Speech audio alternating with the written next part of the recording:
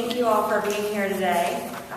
As we all know, Secretary of State John Husted, the architect of House Bill 194, is now calling for its repeal before a likely defeat at the ballot this November. The Secretary recently called for no drama, and that call was immediately followed by a whole lot of drama within his own party. Speaker Batchelder, who at the 11th hour last fall made a big show of seeking a deal with labor leaders to keep Senate Bill 5 off the ballot, now says it's unconstitutional to repeal a bill set for the ballot. Senate President Niehaus thinks there may be legal problems with changing laws impacted by the HB 194 referendum. Yet legislative leadership was silent when we made that same argument last fall to prevent Secretary Husted from cutting off the last 3 days of early voting in November's election. So, Secretary of State Husted and legislative leaders are now contemplating frustrating the people's right to vote down the Republicans' overreaching attack on voter rights in this state, HB 194. We Democrats said at the outset of the 194 debate that a lack of bipartisan support on major election reforms would result in costly litigation and massive voter confusion, and that's exactly what's happened. In response to the colossal failure in legislative leadership by the Republicans in power, we again are saying, work with us. Here are our priorities for creating better elections in Ohio that promote more participation in our elections and ensure more ballots are counted. We were shut out of the process last time, but we hope that the Republicans learn from their mistakes and work with us. We are ready to introduce legislation that does the following. First, our proposal will fix Ohio's provisional ballot problem by reducing the number of reasons for making voters cast them and making it clear that election officials will be held responsible for mistakes instead of blaming and tripping up the voters. Votes will be counted unless there is clear evidence of wrongdoing. Ohio has one of the highest provisional ballot rates in the country, and many of them go uncounted each election. We have an opportunity to solve a real problem here rather than a phantom one, and we're ready to work with the Republicans to do it. Next, our proposal will break down a huge barrier to student voting and make college ID an acceptable form of voter ID. We will also add passport to the acceptable voter ID list, since it's a common sense addition, and will cut down on confusion by Ohio voters who show up to the polls only to find out that passports aren't acceptable. Our proposal will establish online voter registration for all voters. Other states are having great success with this program. In this day and age, you can bank online, pay bills online, register your car online, order library books online, and interact with many government services online. Why not register to vote online? Our proposal creates a secure and reliable system that will increase efficiencies, lower costs, and make it easier and more accessible for people to vote. Our proposal will also ensure compliance with federal laws, including the popular motor voter law. Currently, Ohio is not meeting its obligation to update voter registrations when voters change their address with the DMV. There is no excuse for it. It puts federal money at risk because we pledge to be in compliance with federal laws as a condition of receiving our federal election dollars.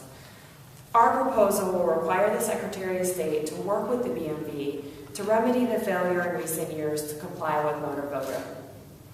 Our next several reforms will be presented by Representative Tracy Hurd, who for years has been a leader in bipartisan efforts to bring real reforms to Ohio's election system. Representative Hurd.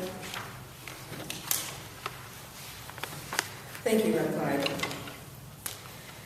In our proposal, we will trust boards of elections to determine a voter's clear intent where a candidate's name is written in and possibly spelled wrong. If a bipartisan board can determine the voter's clear intent, that vote will count. We will not allow literacy tests to be a part of Ohio's law. Our proposal will not allow stray marks and resting marks where a voter may have rested their pen on the paper to disqualify a ballot. Just because newer, more sensitive scanners can detect the marks doesn't mean we have to throw out ballots. Technology is there to help us, not to trap voters with overzealous rules. Our proposal will apply the same rules for all voters. It will require the counting of absentee ballots where any voter, not just military or overseas voters, has signed the affirmation and provided sufficient info to verify the voter's registration. It will permit all voters, not just military and overseas voters, to track their absentee ballot using the same system in place for military voters. It will permit all voters, not just military and overseas voters, to request absentee ballots online or by mail. Our proposal will authorize county boards of elections to mail absentee ballots to all registered voters. Our proposal will allow election officials to use common sense and seal absentee ballot envelopes if they arrive to the Board of Elections unsealed, so those ballots can be counted. Our proposal will require board workers, when verifying registrations, absentee ballot applications, and provisional or absentee ballot envelopes, to contact voters to obtain information that is missing, incomplete, or incorrect on the forms. This provision would be similar to something already passed in the Senate during the 128th General Assembly and a registration correction provision passed by both chambers in House Bill 194. We will incorporate buying pools that will save local boards money. We will revisit the working group consensus that was achieved on other cost-saving measures during the 128th General Assembly as we worked on House Bill 260. I hope the Republicans work out their differences and actually do something that's in the best interest of Ohio voters. There's so much that we can do to make things easier for voters and for elections officials. Common sense should not be in such short supply with our election laws. And now Representative Reece will close our account. Thank you. I'm pleased to join my colleagues today asking for a 21st century style reform as it relates to voting. I bring with me the frustrations from the 33rd House District where citizens have told me that they're tired of the musical chairs that is being played with voting. Yesterday I had a chance to meet with U.S. Attorney General Eric Holder, and I asked him to bring in federal monitors to polling locations within Hamilton County and possibly throughout Ohio to restore integrity, because as you well know, in my district, we still have a race for juvenile court judge that was in 2010 of November, and so we still do not have that particular position filled as we enter a new race of 2012. So voters are asking, once I vote, will my vote be counted? I want to just give you a little timeline on lots of things that has transpired in this General Assembly as we have tried to get the right type of reform for voting. February 1st, I introduced, with the support of my Democratic colleagues, House Bill 76 that would have a uniform process of counting provisional ballots. That bill sat from February 2011, and we're going into February 2012, and we still have not had a second hearing on this bill. On February 2nd, there was a piece of legislation introduced dealing with just Hamilton County judges, and on the floor, the Democrats, we came forward with an amendment to have provisional ballots being counted with a uniform process. That was voted down in a partisan way on February 2nd of 2011.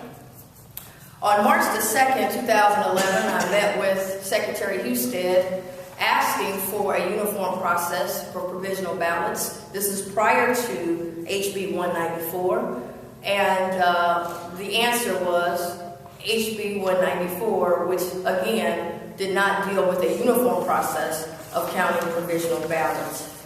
And as you know, on April 12th, HB 194 was introduced, and the rest is history. Today we stand as now the Secretary of State is calling for a repeal of a bill that he helped design, which I find very interesting. We're asking for a comprehensive bill that we will be introducing that will do the things that we talked about a little bit earlier, but I want to focus on these points so we make sure that we get them out. Provisional ballots require that poll workers direct voters to the correct polling place.